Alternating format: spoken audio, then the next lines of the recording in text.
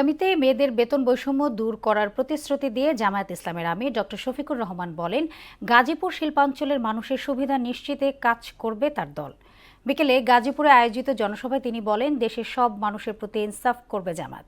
এর আগে ময়মনসিংহের সার্কিট হাউস মাঠে আয়োজিত সমাবেশে পরিবার এবং ব্যক্তিকেন্দ্রিক রাজনীতি দেশের মানুষ আর দেখতে চায় না বলে মন্তব্য করেন ডক্টর শফিকুর রহমান।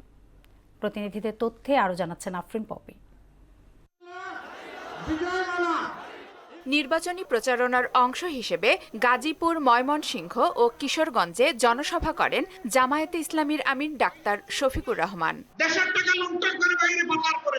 গাজীপুরের রাজবাড়ী মাঠে জেলা ও মহানগর জামায়াত ইসলামী আয়োজিত সমাবেশে তিনি বলেন, ইনসাফের বাংলাদেশ কায়েম হলে গাজীপুরকে শিল্পের মতো করে সাজানো হবে।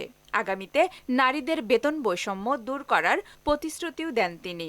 গাজীপুরের প্রতি আমরা বেইনসাফি করব না। দাবি সবগুলা সঙ্গত। রেল ক্রসিং এর উপর ওভারপাস, এটা কোনো ব্যাপার না। ইন্টেনশন থাকলে 6 মাসে এটা সমাধান করা সম্ভব। গৃহে চলাচলে, কর্মস্থলে 3 জায়গায় ইনশাআল্লাহ মায়েদের জন্য আমরা নিরাপত্তা এবং মায়েদের জন্য আমরা মর্যাদা নিশ্চিত করব। এর আগে ময়মনসিংহের সার্কিট হাউস মাঠে আয়োজিত জনসভায় জামায়াত আমির বলেন, পরিবার, ব্যক্তি আর জনগোষ্ঠী ভিত্তিক রাজনীতি দেশের মানুষ দেখতে চায় না। সবাই জনগণের সরকার প্রত্যাশা করে। এ সময় নারী পুরুষের জন্য সমভাবে কর্মসংস্থান সৃষ্টির প্রতিশ্রুতিও দেন জামায়াত আমির।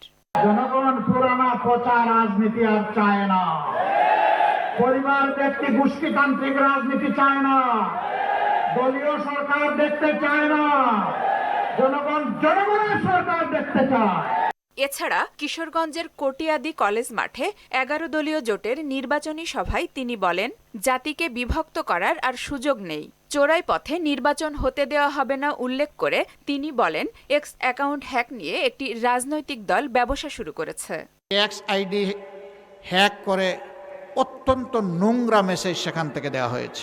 অতীতের কাসন্দি শেষ, ওগুলা জনগণ এখন শুনতে চায় না।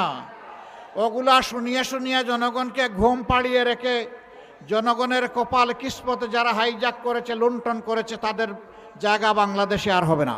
আফরিন পপি, মোহনা সংবাদ।